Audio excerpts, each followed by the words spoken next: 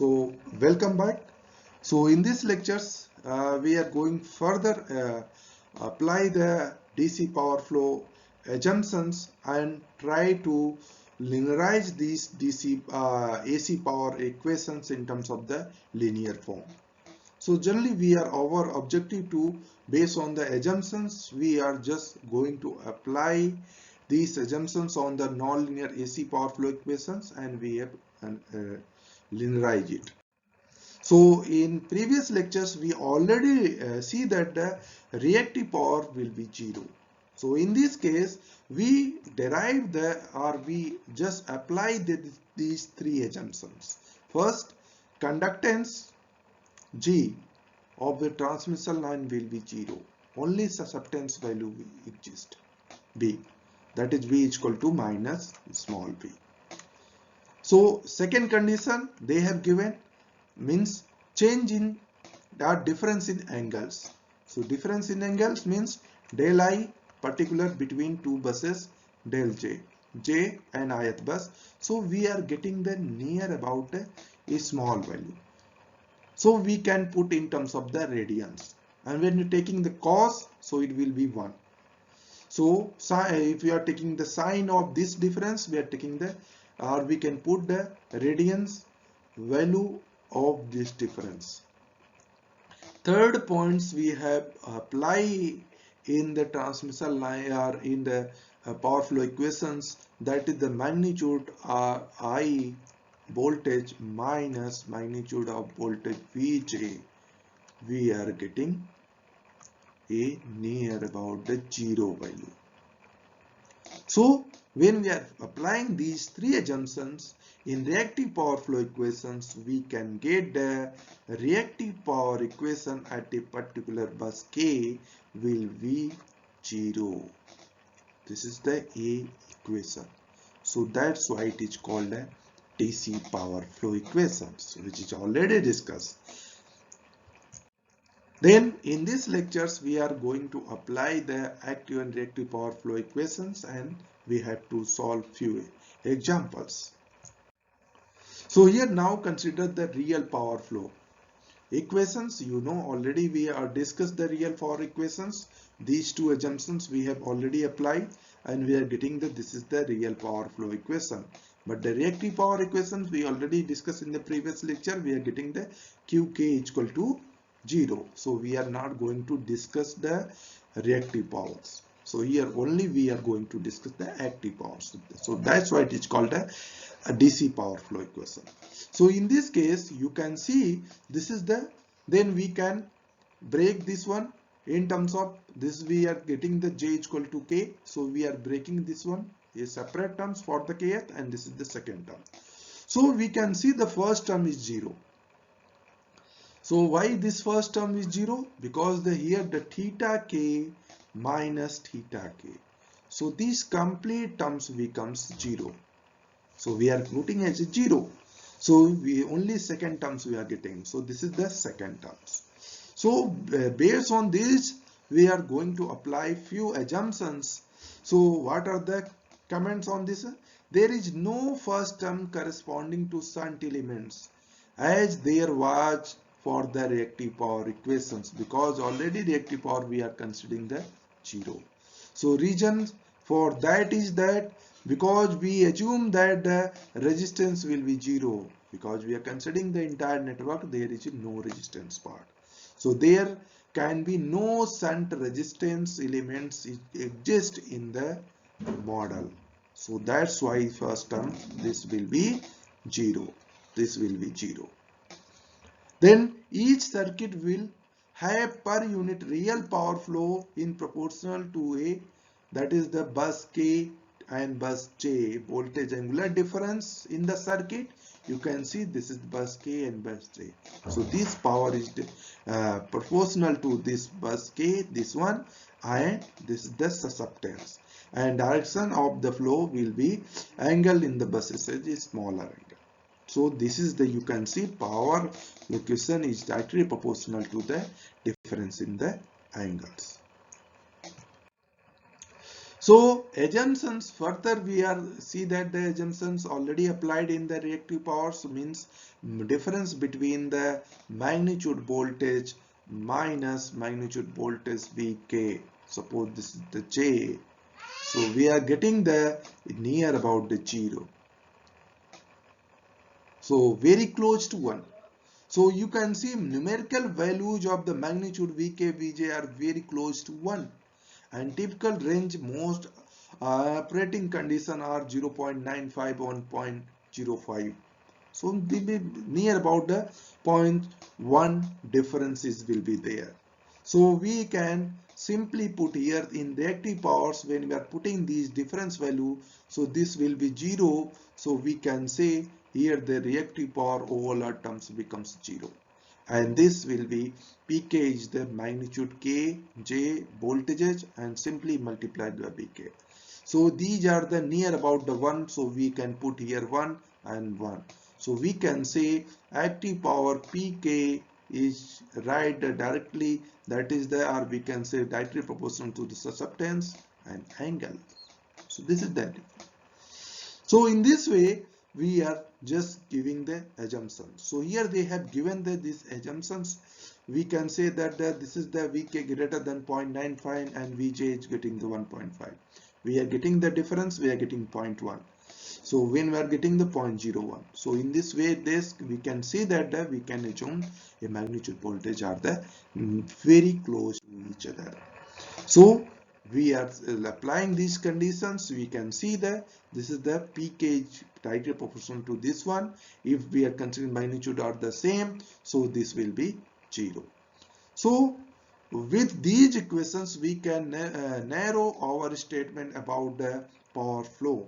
So reactive power flow across the circuit is determined by difference of the voltage phasor magnitude between the terminating buses. Here we have to calculating the voltage phasor magnitude.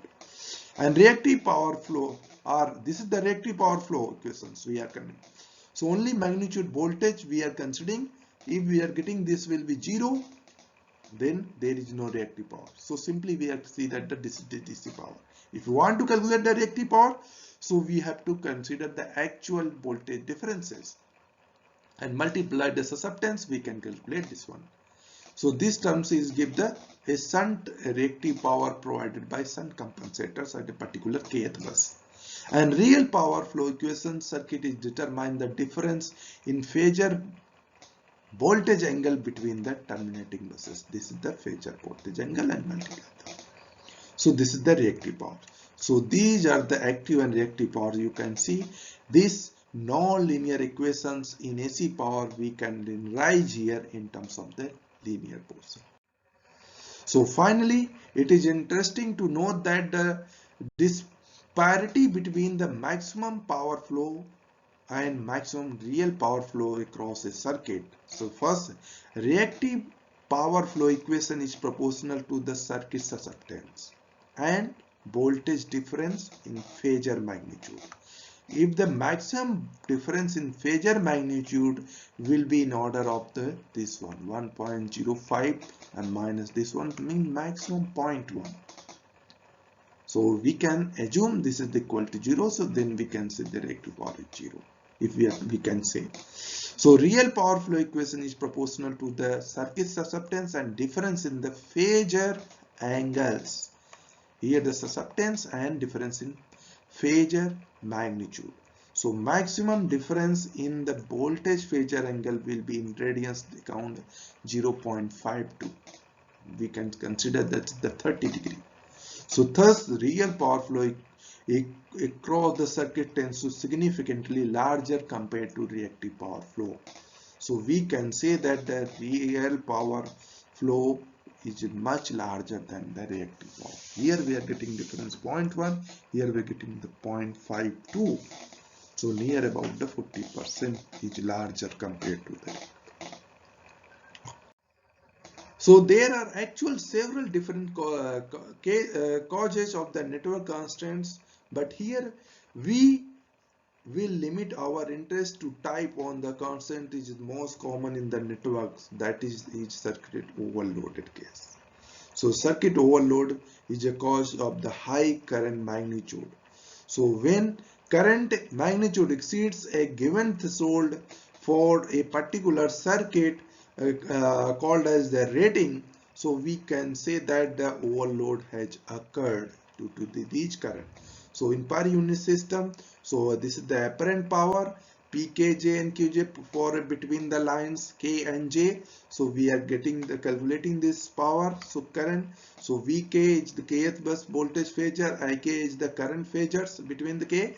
So Ik we can calculating. This is the in the form this one.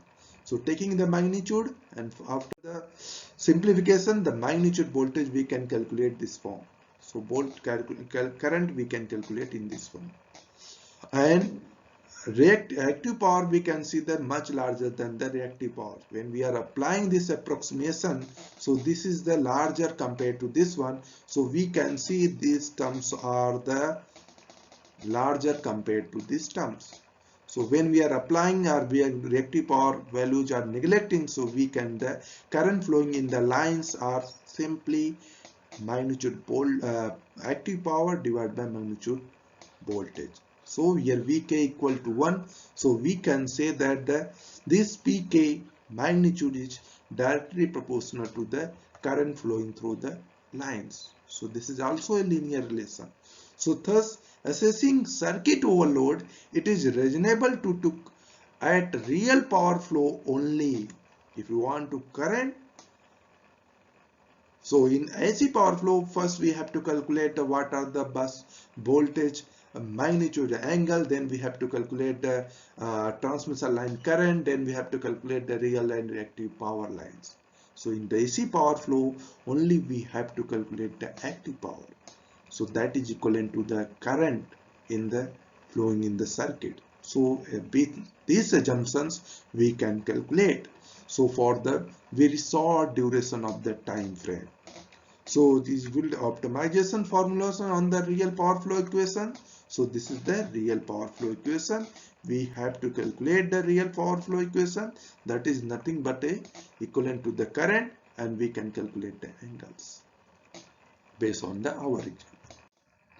So here they are considering one example. So this is the 4-bus system, 1, 2, 3 and 4. So here I am not going to consider the types of the buses because there is no required. So only we have to calculate the angles. Suppose every 4 buses have the 4 angles values we are want to calculate. So bus 1 we are considering the slack bus. So other bus we are considering all totally load bus, because the PV bus is converged in terms of the load buses, because we are considering the reactive power will be a constant value. So there is a, so voltages we are considering constant. So here we have to calculate the P1. P1 we are when putting the breaking the summation we are getting this form. When we are calculating, so after the simplification we are getting this one. So we are separating theta 1 and theta 2. So we are getting the final equation of the P1 this form. Similarly for the P2. So repeating bus 2. So we are getting this form. So all the transmission line and loads are given per unit, they are given in the circuit.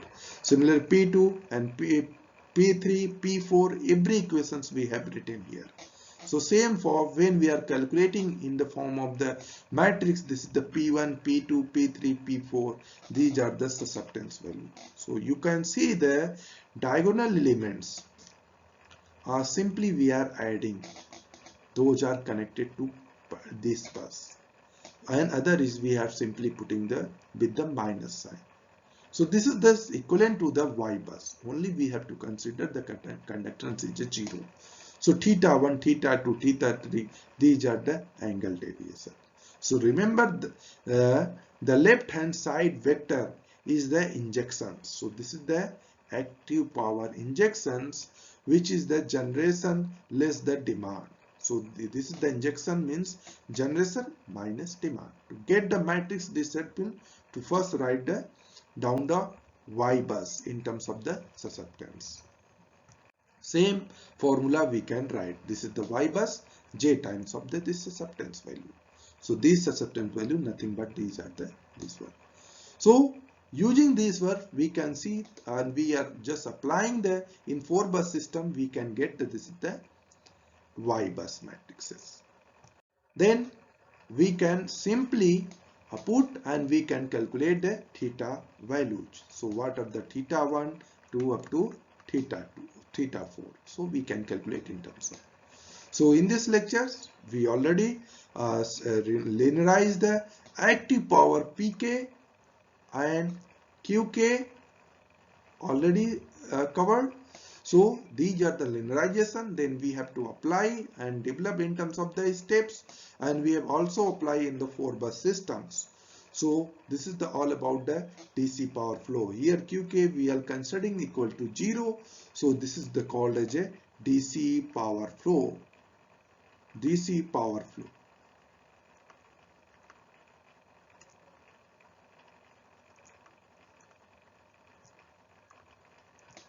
DC power flow. So Pk is the directly proportional to susceptance and angle, that is we are considering the difference angle theta. It is also proportional to the current, magnitude of the current IL. So like that.